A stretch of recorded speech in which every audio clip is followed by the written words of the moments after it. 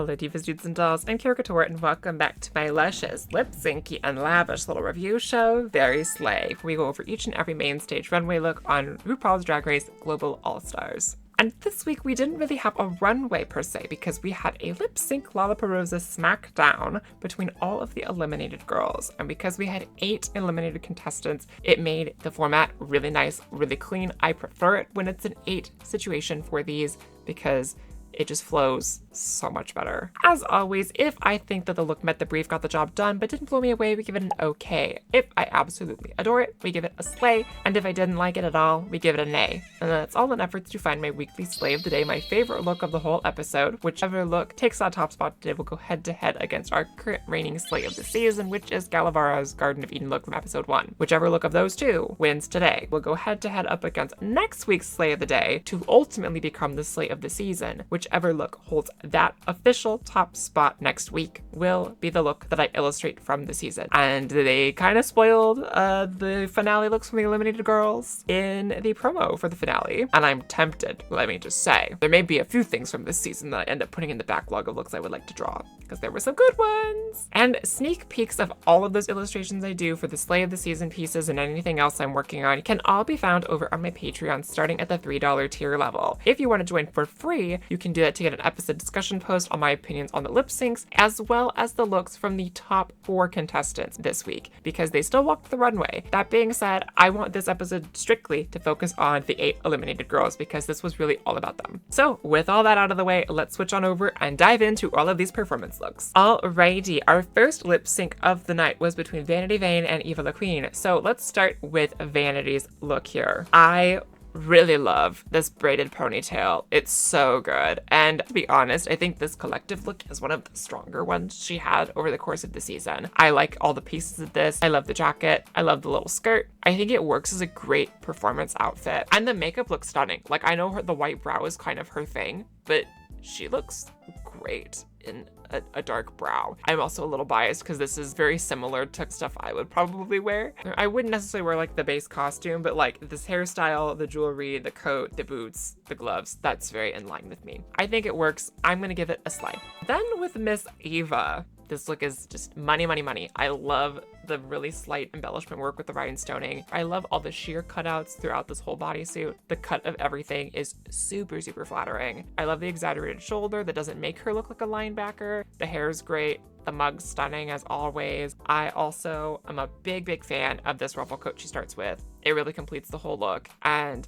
honestly, I think she absolutely won that first lip sync against Vanity because she knew all the words. I think she should have won against Gala for the same reason in the second round. But my opinions on all of that, you can also find that over on the Patreon. So for me, she was the real robbed queen of this episode. This is a slay.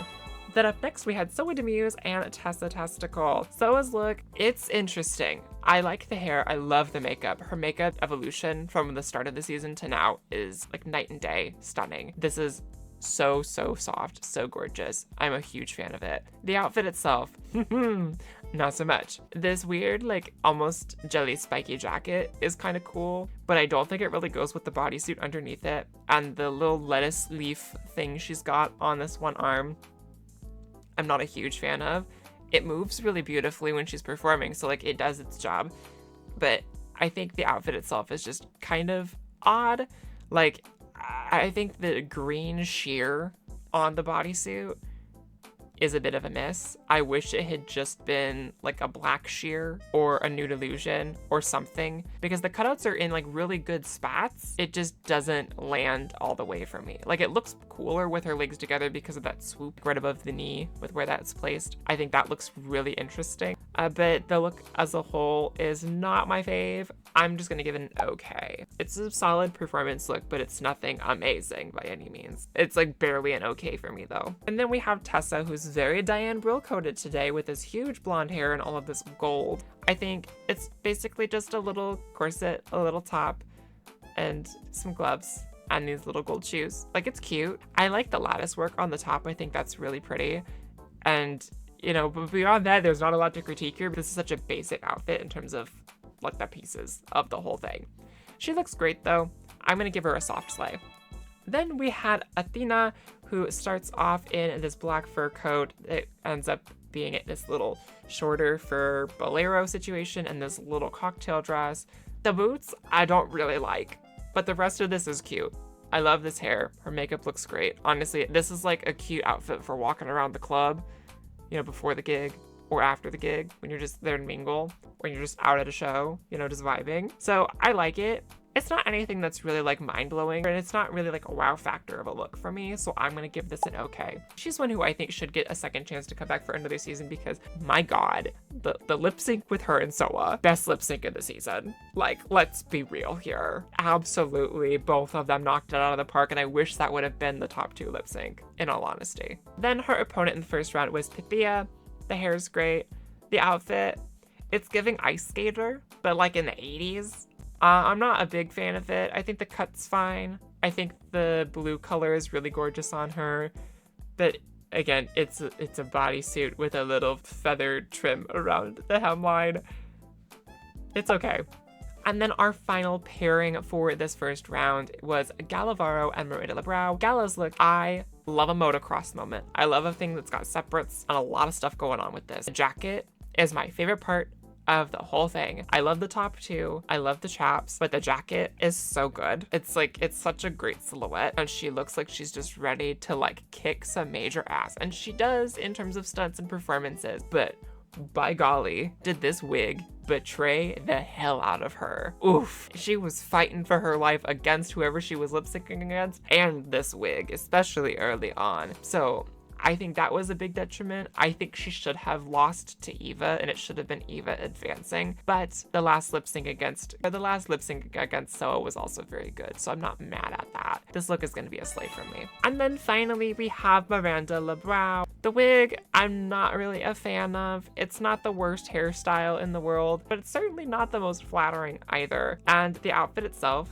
I wish it didn't have the spiky boobs because they're not placed right. Like, they're a little wonky. Like, one's a lot higher than the other and it's smaller.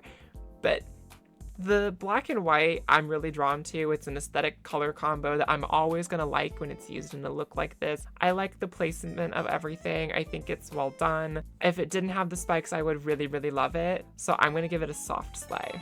I think it was definitely like a surprise to see her in something that was kind of this streamlined. And now it's time to pick my slay of the day, my favorite look of the episode. And of these performance looks, that is going to hands down be Eva La Queen. I adored this look top to bottom. I'm not even going to do the normal thing where we put this look head to head up against our current slay of the season, because not a single one of these looks had a chance at being better than Gala's look from that episode. Gala's Garden of Eden look is officially going to be what goes into the finale next week, fighting it out for that final contender spot to be Global All-Stars Slay of the Season. So we will find out next week, whichever look it's going to be that it gets added to my backlog. And I will probably be going back through some of these seasons that I've already discussed and picking some other looks that I would like to draw. I don't know. Maybe if you join the Patreon, maybe you can vote on which looks those will be, because I am working on getting caught up. It's just taken me a hot minute. I know that's the running through line. For a while it was, give me the partner, give me the partner. Now it's, I'm running behind, but I promise one day we'll get there. As always, be sure to like, comment, and subscribe. I appreciate all of the support, any coverage I've been doing for Drag Race has been getting. If you want even more of it, be sure to do all of that. And then, before we go today, we'll see you whenever we see you. Be sure to go out there, stay kind, stay queer, and make sure that your day is very slay.